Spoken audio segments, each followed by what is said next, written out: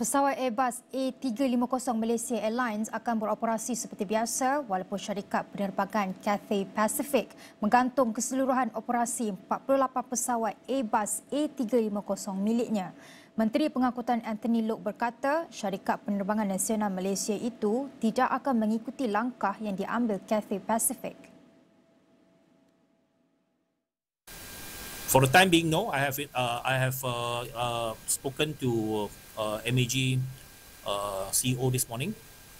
They have mentioned to me they have checked out with Airbus.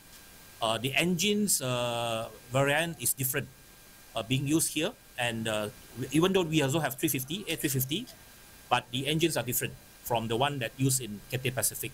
So they are in touch with Airbus. So definitely, if there is a need, definitely they will take further actions. But as of now, they can operate as usual.